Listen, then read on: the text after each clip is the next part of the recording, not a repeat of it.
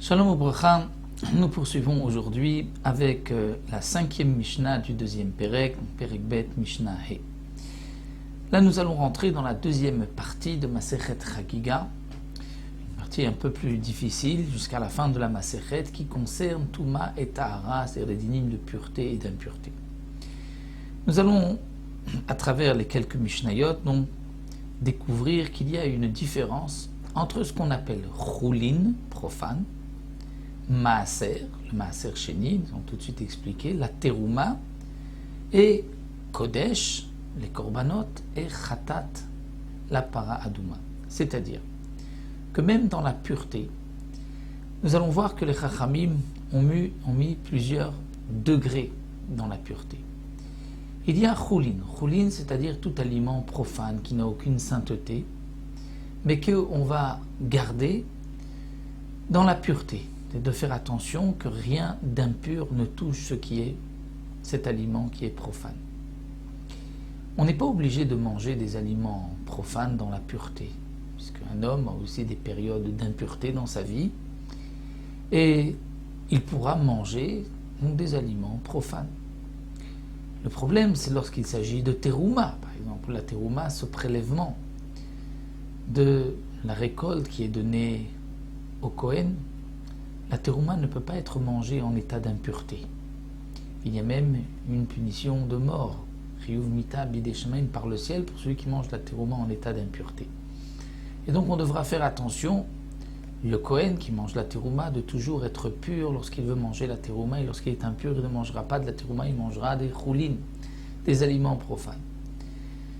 De même pour les korbanot, les sacrifices qui devaient être mangés au Beth Amikdash, il faut les manger en état d'impureté.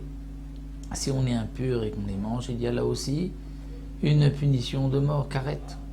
Et donc c'est pour cela qu'à l'époque, certains faisaient attention de toujours manger en état de pureté lorsqu'ils pouvaient. C'est-à-dire que leurs aliments, même choulin, étaient toujours purs, comme si c'était de la terouma ou des korbanot. C'est de ces choulines-là que nous allons donc discuter dans notre Mishnah, entre autres et dans les Mishnayot qui suivent. Donc nous avons choulin, ce qui est profane, qu'on s'efforce de manger en état de pureté. Il y a le maaser. Maaser, c'est le maaser sheni. Dans les prélèvements de la récolte, après avoir donné au Kohen, au Lévi, il y a un prélèvement de maaser sheni que nous devons monter à Yerushalayim et manger à l'intérieur des murailles de la ville en état de pureté. Si on habite loin, nous savons qu'on peut transférer la sainteté du Maaser Sheni sur de l'argent et arriver à Yerushalayim, on achètera des aliments qui seront mangés toujours dans un état de pureté pour le Maaser Sheni. Il y a la terouma, donc ce prélèvement qui est consommé, qui est donné et qui est consommé par le Kohen. Il y a Kodesh, les sacrifices que le Kohen devait manger ou que les propriétaires devaient manger, comme pour un korban shlamim.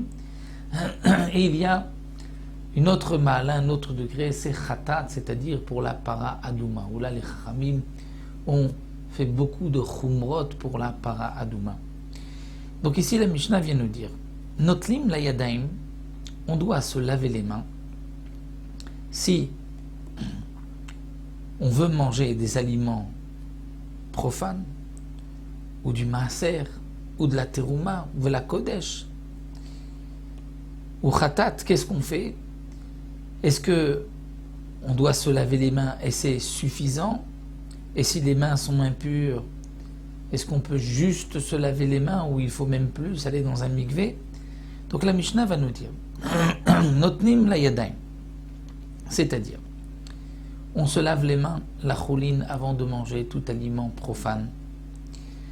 Donc aussi bien dans le cas où mes mains ne sont pas impures, je ne sais pas s'il y a quelque chose de particulier, si l'homme a touché quelque chose qui pourrait rendre impur ses mains, puisqu'il y a dans les degrés d'impureté, parfois une impureté qui ne rend impure que les mains. Donc on devra se laver les mains, la choulin. Pour choulin, manger quelque chose de profane, vela maaser, ou bien pour manger le maaser sheni, ou bien la terouma, pour manger de la terouma. On se lavera les mains et c'est suffisant même avec un seul révi'it, donc la quantité d'un révi'it dans un keli pour se laver les mains pour Choulin Maaser Teruma. Mais pour Kodesh, si on veut manger des korbanot, la matbelin, il faudra tremper les mains dans un mikvé de 40 CA. C'est une khumra pour pouvoir manger des korbanot. Et même dans le cas où il n'a pas touché quelque chose qui le rendrait impur. Vela khatat. Mais pour toucher la khatat, c'est-à-dire les eaux où on a mélangé les cendres de la vache rouge pour purifier celui qui est impur, alors là il y a une plus grande khumra. Im nitmu yadav nitmagufo. Même si ses mains sont impures, son corps entier est impur. Quelles sont les impuretés qui pourraient rendre impur que les mains et pas le corps? Alors nous avons un aliment impur ne peut pas rendre le corps. Une boisson impure ne peut pas rendre l'homme impur, mais peut rendre ses mains. Ou bien même un sefer, même un sefer Torah, un parchemin, où les Nevi'im qui sont écrits sur un clave parchemin rendaient impurs les mains, comme c'est marqué dans les 18 Gzerot au début de Masechet Shabbat, parce que les Chachamim avaient fait une Gzera. À l'époque, les gens se disaient, un Sefer Torah c'est Kadosh, et la Teruma aussi c'est Kadosh. Donc ils mettaient la Teruma avec le Sefer Torah. Et les rats, parfois, qui cherchaient leur nourriture, venaient manger la Teruma, et en même temps, manger aussi un morceau du parchemin du Sefer Torah. Donc pour préserver la Kedusha du Sefer Torah, la sainteté, alors les Chachamim ont décidé de rendre impur tout ce qui touchera un Sefer. Et même les mains qui toucheront un Sefer vont devenir impures afin qu'on ne mette pas ensemble des aliments avec un Sefer. Donc il y a certaines choses qui rendent impures les mains mais qui ne rendent pas impur le corps. Donc si pour manger de la terouma il suffit de se laver les mains, pour manger des corbanotes il suffit de se tremper les mains, pour toucher l'eau mélangée avec les cendres de la vache rousse, là il faudra un peu plus, il faudra se tremper entièrement dans un mikvé.